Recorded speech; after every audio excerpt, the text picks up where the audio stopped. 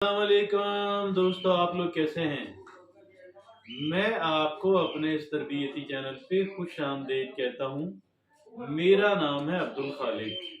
देखिए दोस्तों, लोग दुनिया में हर तरह के लोग हैं। हमें दोस्तों की जरूरत है। हर एक बंदे को दोस्त की जरूरत है।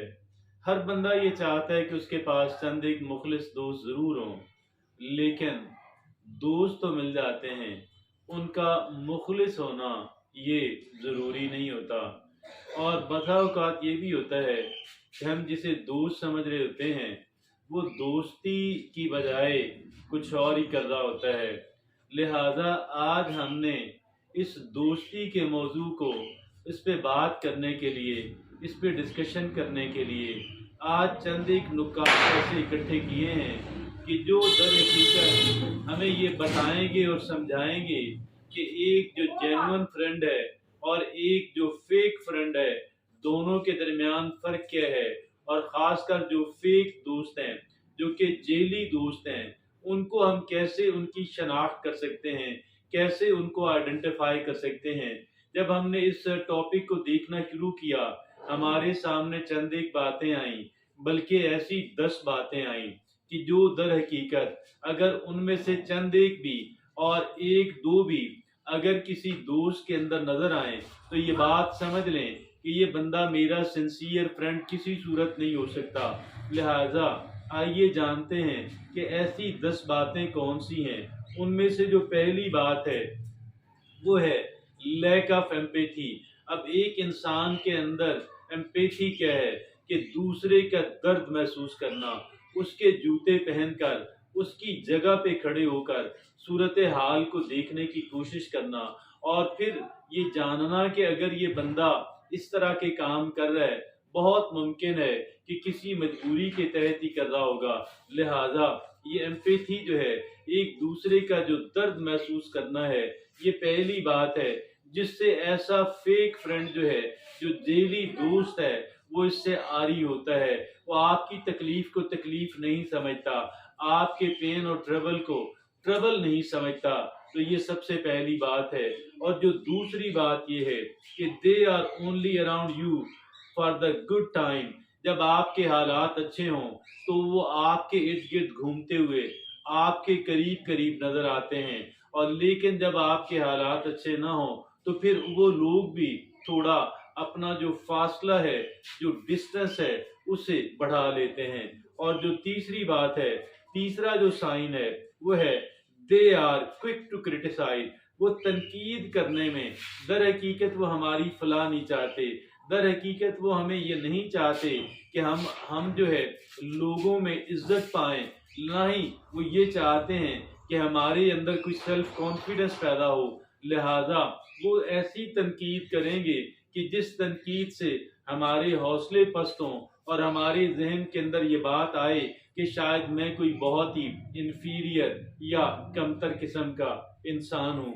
आगे जो चौथी बात है, they are not genuinely happy for your success. अगर कहीं पे आपको फायदा पहुंचता है, अगर आपको कहीं पे कामयाबी मिलती है, तो इसके अंदर वो खुश नहीं होते हैं। They are not happy at all. वो इसमें खुशी महसूस नहीं करते। They are not genuinely happy for your success.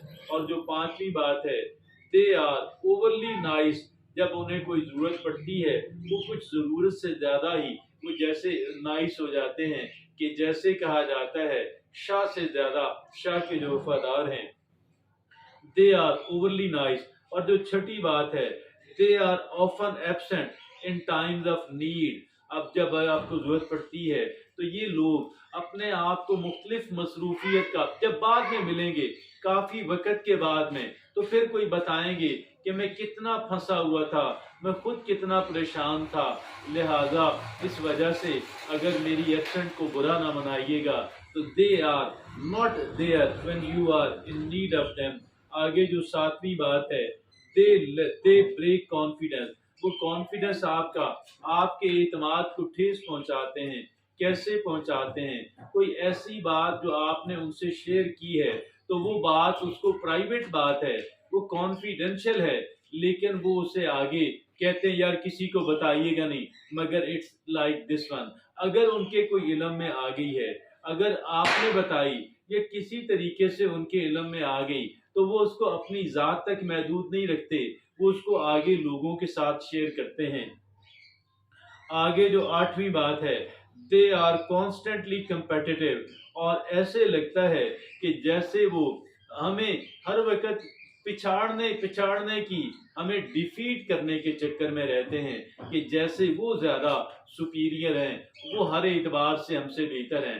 तो दे आर कॉन्स्टेंटली competitive। आगे जो नामी बात है कि they agree with you a lot as they don't want us to, हाँ, यहाँ पे जो नामी बात क्या है कि वो जहाँ पे आपको इस्लाह के लिए तवज्जो दिलाने की, या एक इस्लाह तनकीद बराए इस्लाह की जरूरत होती है, यहाँ पे वो नहीं आते। इसलिए नहीं आते, अगर आपकी तवज्जो दिलाएंगे आपको, तो फिर आपके के अंदर कहीं बेहतरी ना आ जाए, इम्प्रूवमेंट ना आ जाए, आप कहीं उस से कहीं उस बुरी आदत से, उस नुकसान से कहीं निजात ना हासिल कर लें। तो ये भी उनकी एक आदत। और 10वीं और आखिरी क्या है कि दे लैक कंसिस्टेंसी, उनके अंदर आपके साथ जो ताल्लुक है उसके साथ उसमें कंसिस्टेंसी नहीं है, उसमें एक कहने तवातर नहीं है, उसमें तसलसल नहीं है। तो ये वो 10 बातें हैं कि जो एक फेक फ्रेंड जो है, जो एक जेली दोस्त है, उसके बारे में हमें खबरदार करती हैं।